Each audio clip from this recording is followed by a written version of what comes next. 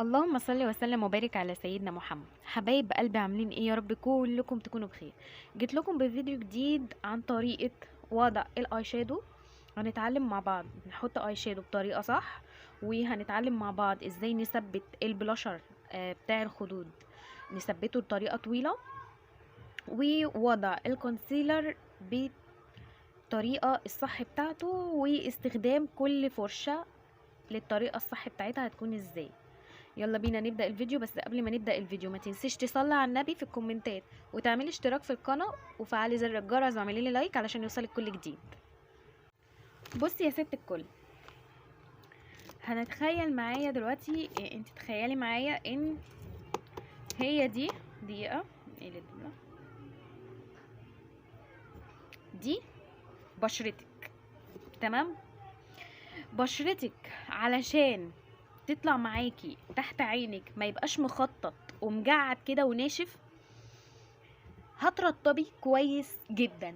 اهم حاجة الترطيب الترطيب الترطيب. هترطبي كويس جدا بنوع المرطب بتاعك اللي انت بترطبي بيه، وبعد كده هتستخدمي الكونسيلر بتاعك.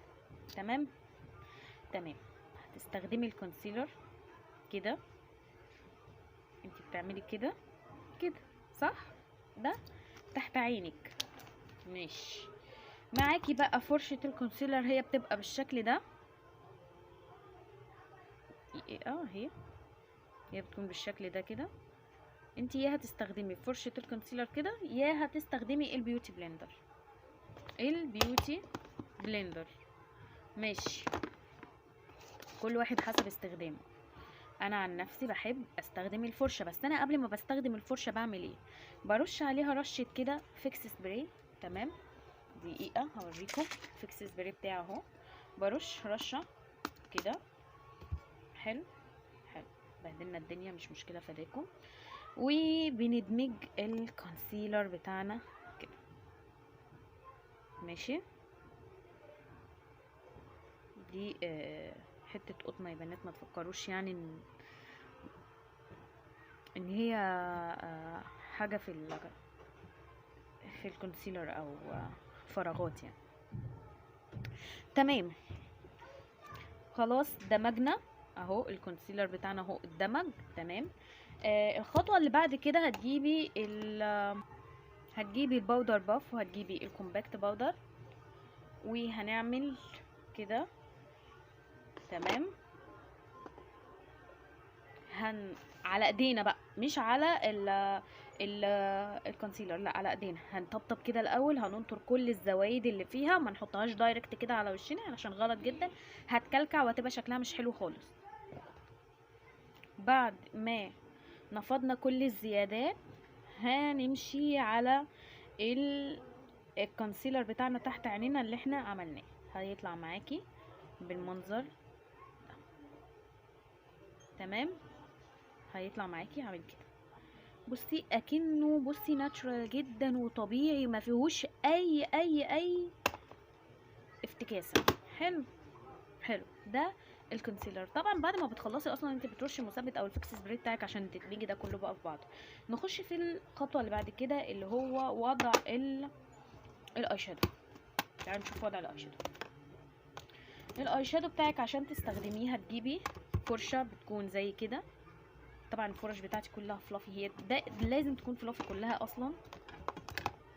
تجيبي الاي شادو بتاعك، هتجيبي درجة حسب بقى لوك الميك اب اللي انت عايزة تعمليه. يعني هتجيبي درجة هتكون غامقة شوية زي كده، اللي هي دي هتكون ال ال الدرجة الأساسية، اللي هو اللون الأساسي. هتعملي بالطريقة دي كده فوق عينك. تمام.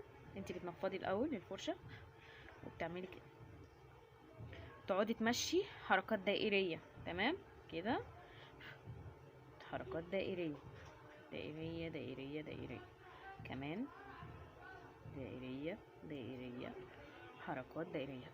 تمام تمام. بعد كده تبدأي تغمقي، تاخدي من تحت شوية، بتنزلي تحت شوية، بتاخدي الدرجة الأغمق اللي هو كده كده. ده بقى تغمق. بعد كده خلاص عملنا اللون الانتقالي اللي هو في العين كله. ناخد بقى اللون اللي عايزين نحطه زي الشيمر او الجليتر مثلا. هتاخدي درجة زي الدرجة دي، الدرجة دي ده شيمر ماشي. بناخد كده بفرشة تكون مبططة شوية زي كده تمام. هناخد اللون كده شيمر وهنمشي على جفن العين، مش العين كلها، ده جفن العين. حلو، ده جفن العين. هتعمل كده اهو.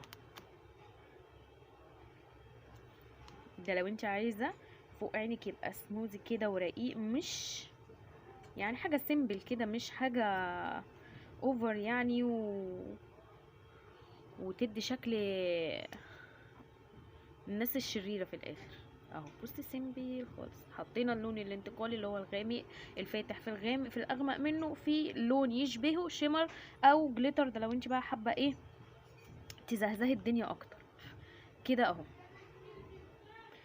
طبعا انت بتحطي كونسيلر على جفن العين علشان هو دوت اللي هو بتعملي بيز للاي شادو، علشان هو دوت اللي بيظهر شكل الاي شادو، بيخليه واضح اكتر. تمام تمام. طريقه الاي شادو بالفرش. معلش حبايبي حقكم عليا، انا مش عارفه والله انا وصلت لحد فين من كتر ما بيكون في دوشه جنب الشباك وفي الشارع وكده، ما ببقاش عارفه اصور خالص بصوتي. فبفضل ان انا يعني اصور لكم وبعد كده اتكلم على الفيديو اوضح، بس مش بحس ان بيجري مني، يعني بحس ان انا بفهمكم اكتر وانا بتكلم طبيعي يعني، وانا بعمل التجربه يعني لايف كده. بحب ان انا اتكلم معاكم اكتر، بفهمكم اكتر، بحس ان انا بوصل المعلومه اسرع. فبصراحه مش عارفه خالص اتعامل وانا جنب الشارع وكده والدوشه. فانتوا معلش بقى غصب عني حاولوا تستحملوني. انا كان في حاجه عاوزه اقولها معلش قبل بس ما اقول لكم على طريقه تثبيت ال البلاشر. كان في بنوته داخله في الفيديو تقول لي هو انت بتتكلمي كده ليه، ومين مهتم ان هو يشوف طريقه ترتيب التسريح؟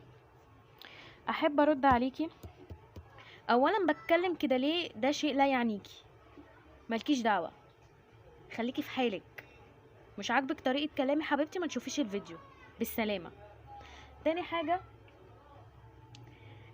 اني انا يعني مين مهتم يشوف طريقه ترتيب التسريحه؟ في عرايس كتير حبيبه قلبي بيبقوا ما عندهمش خلفيه، او بيكونوا عايزين طريقه حلوه، طريقه شيك، طريقه سيمبل كده وهاديه، بياخدوا مني افكار، بيستفادوا بياخدوا افكار. فدي حاجه ما تعنيلكيش، مالكيش فيه بقى، ما تساليش وما ترديش كتير. تمام تمام. نخش بقى على طريقه وضع البلاشر بطريقه مخليه ثابت. هتجيبي اول حاجه بلاشر كريمي او ستيك بلاشر، وهتحطي كده، تحطي كده.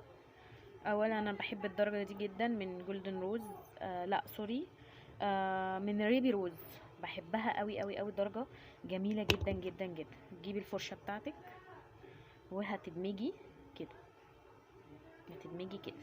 تمام تمام. وهتجيبي بعد كده البلاشر البودر بتاعك، هتجيبي البلاشر البودر وهتاخدي الدرجة، هي الدرجة دي فاتحة خالص عن باقي الدرجات دي كلها، بس احنا نحاول نوفق. فهناخد الدرجة ديت وهنعمل هنخففها خالص كده. تمام. وهتمشي يعني اقرب درجة للبلاشر ستيك بتاعك او للبلاشر الكريمي، اقرب درجة للبلاشر البودر، اقرب درجه في ليه في البلاشر البودر هي دي اللي هتحطيها عليه انت بقى وذوقك. تمام. طبعا هو عمل شكل الهايلايتر كده شويه، لان انا